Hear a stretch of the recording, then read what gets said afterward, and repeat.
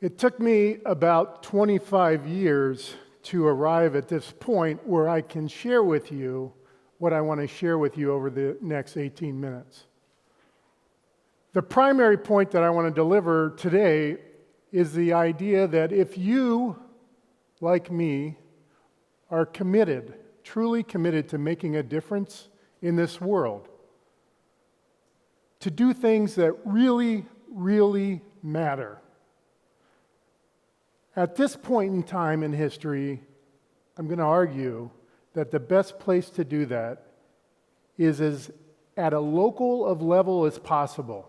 And specifically, I want to argue for working in local government at cities or at the metropolitan level. The idea of think global, act local has never been more real. Throughout my undergraduate and graduate careers in college, I studied city planning. I loved the topic. I loved the subject. And as I reflect on why, it was because when I would travel around, whether it was in my local community or go on trips with my folks, I was always fascinated, more so with the places then that we were in and the activities going on and the people interacting with their built environments than I was the vacation.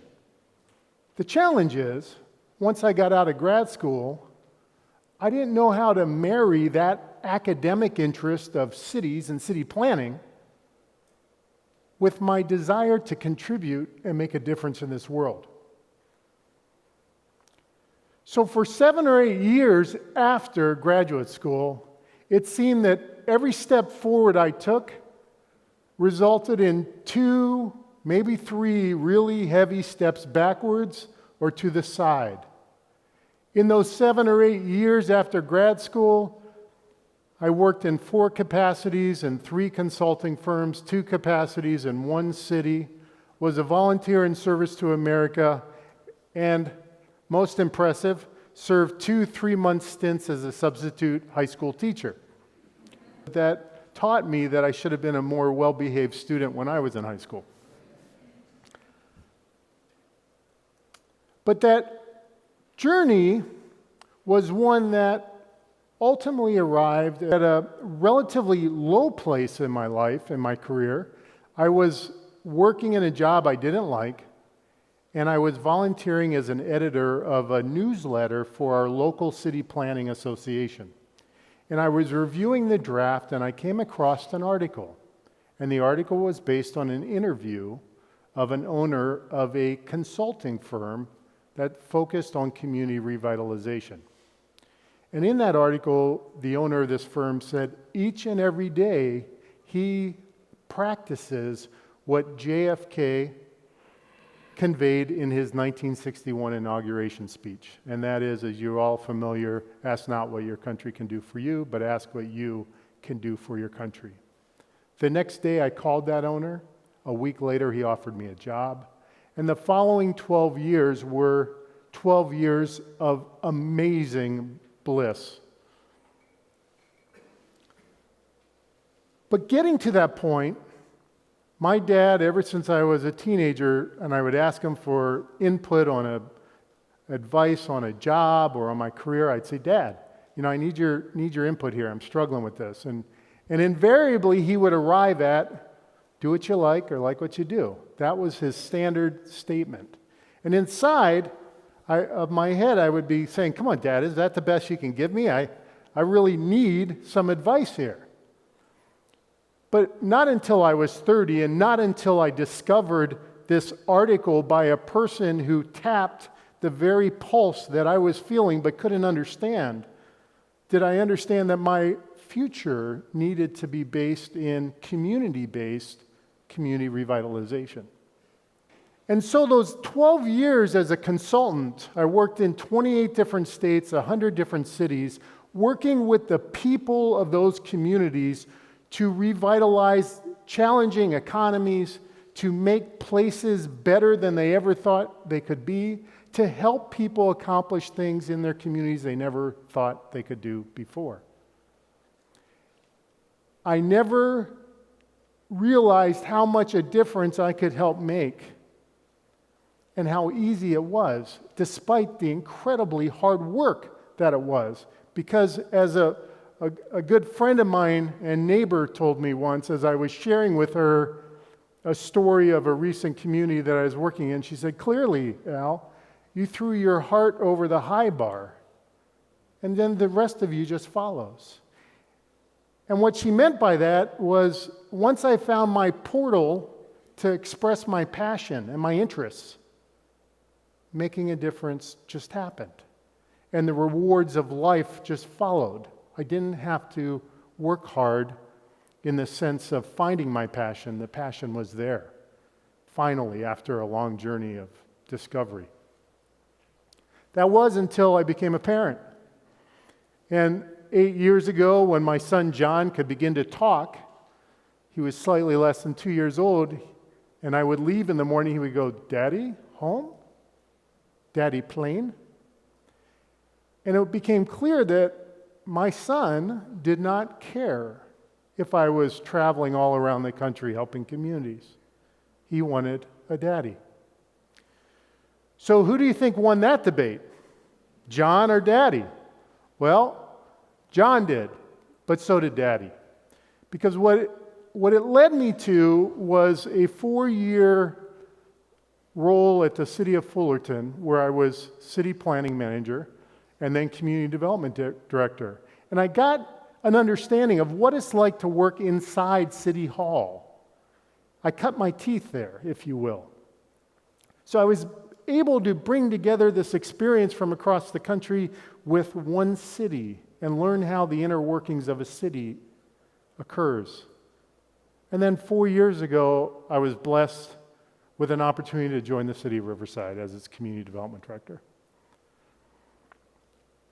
And it's never been more meaningful to do what I do. Because what happened is that when I came here, I realized that those sluggish city halls and those bureaucratic environments that we read about and hear about of local government just aren't true. Maybe in some places they are, but here in Riverside they aren't.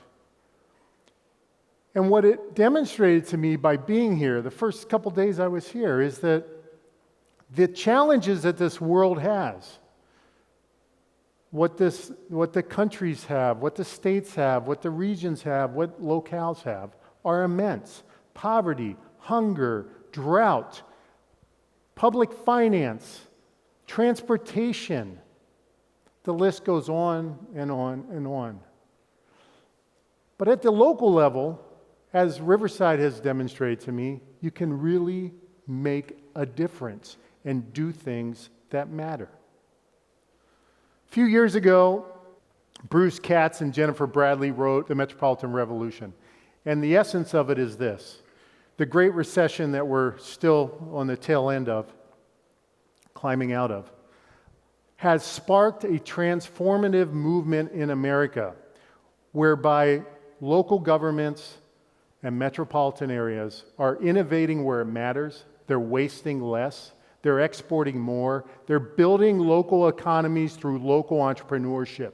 They're tapping the talents of the people in their communities to do great things.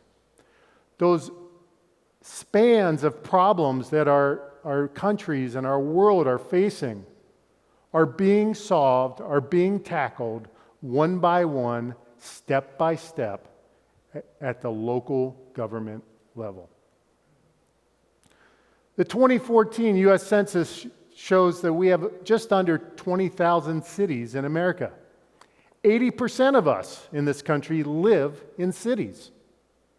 We are urban creatures.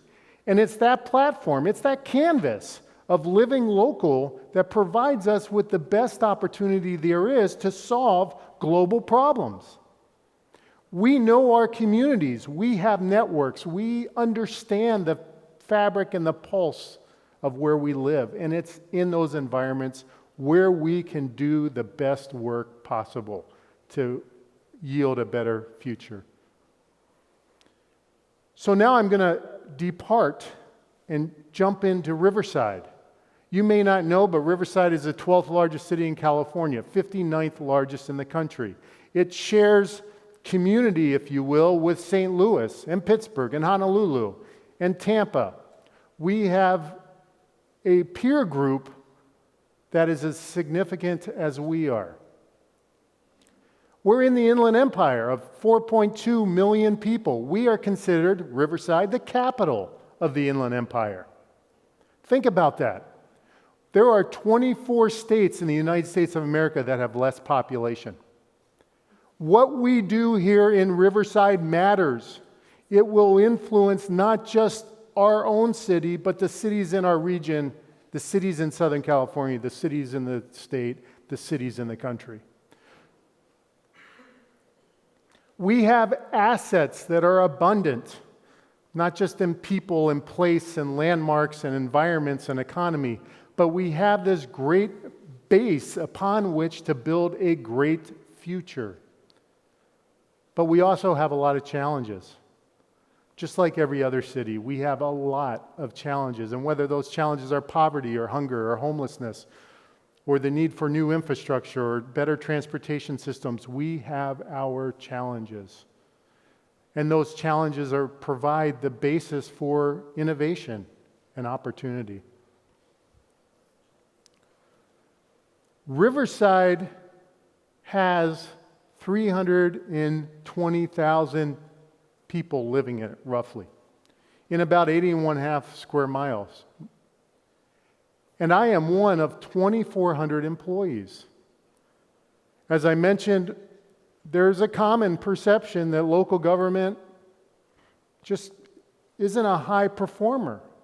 And I would correct those perceptions.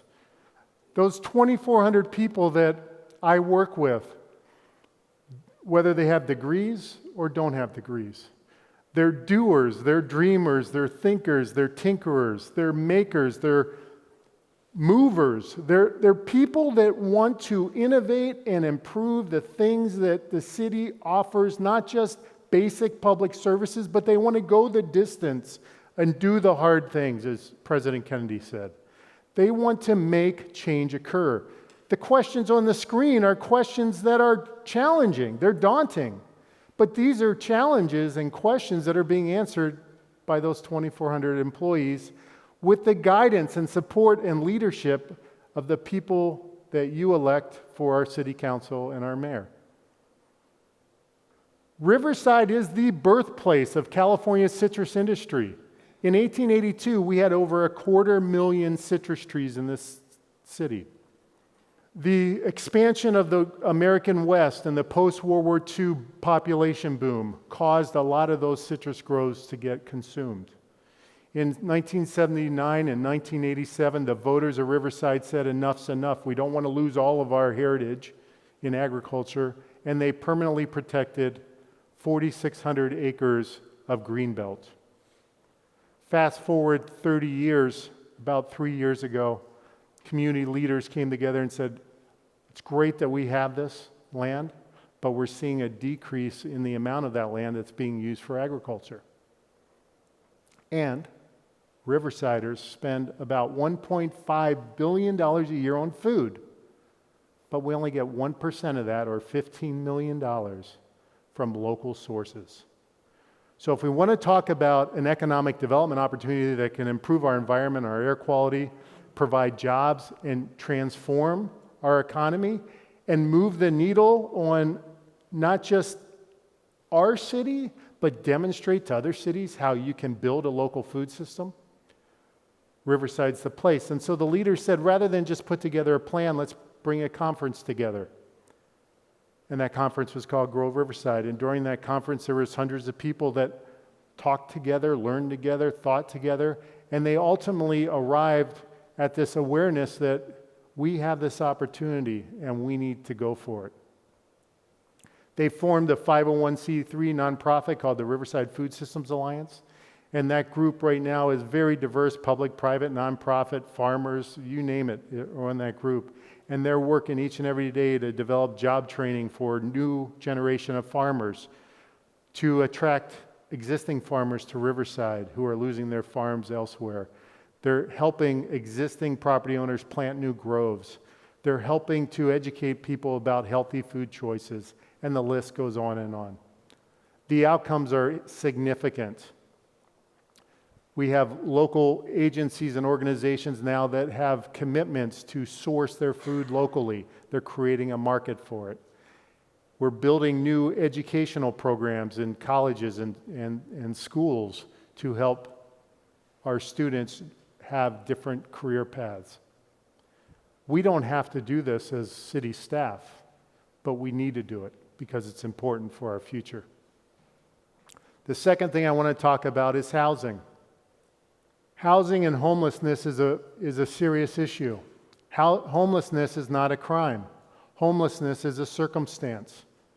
People find themselves not being able to afford the basics of life, food, shelter, because they don't have oftentimes a job. Our city council, our elected leaders recognize that. Our community recognizes that. They don't turn a blind eye. They go headfirst into this topic. Recently, last year in July of 2015, we accepted the mayor's challenge to end veteran homelessness. At that time, there were 86 U.S. veterans that were homeless in Riverside. By December 2015, we housed all 86 plus 3 more.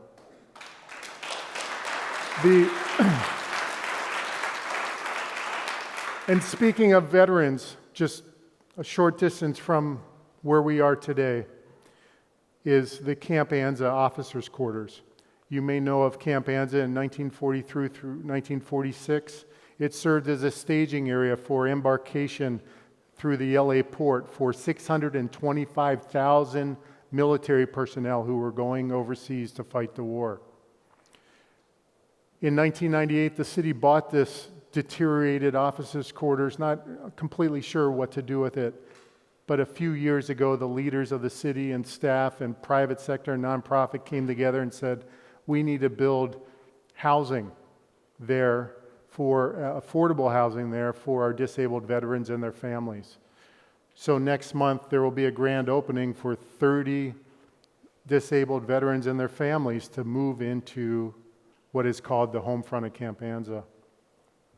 What's also important is we have a campus called the Hewling Campus, where we provide an abundance of services to those people who are trying to get out of the cycle of homelessness. We're expanding that campus, but there's health services, there's education services, there's workplace assistance services, there's housing, there's pet care services, and we're growing that as well. But the impacts that we're having are real, and they're meaningful, and it's hard work. And lastly, I want to talk about our downtown. Riverside is the capital of the Inland Empire.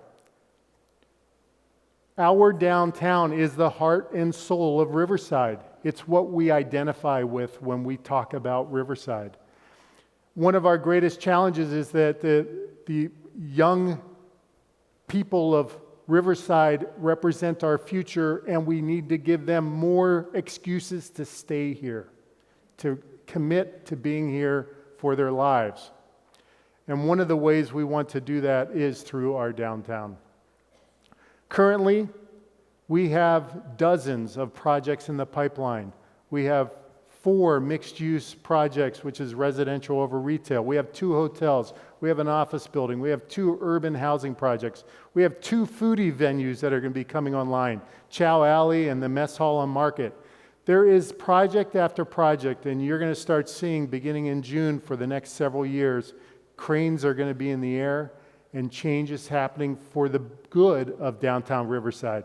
It's respecting the heritage of downtown Riverside, the amazing architectural assets that we have.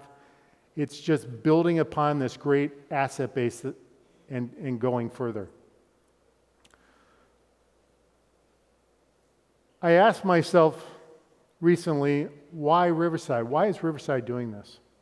Why are we so focused on this pursuit of future? Several years ago, I heard a former president of the United States speak, and he said, our future is based on interdependence. We have to have shared vision. We have to have shared responsibilities, and only then can we have shared benefits. About 7 or 8 years ago, the leaders of Riverside from all facets of the community came together and developed what's called Seizing Our Destiny. And it's that shared vision that provides the framework for all of us to undertake shared responsibility and shared benefit. So in closing, cities are just like people. They have their ups and downs. They have their curvilinear journeys. But it's at the local level, it's at the city level, where we are going to be able to make the changes, where we are making the changes across this country that will better the future for future generations. Because if we do our work well, if we do the hard work at the local government level, other cities will adopt those ideas and those innovations. And as other cities adopt it, one city then can change the world. Thank you very much.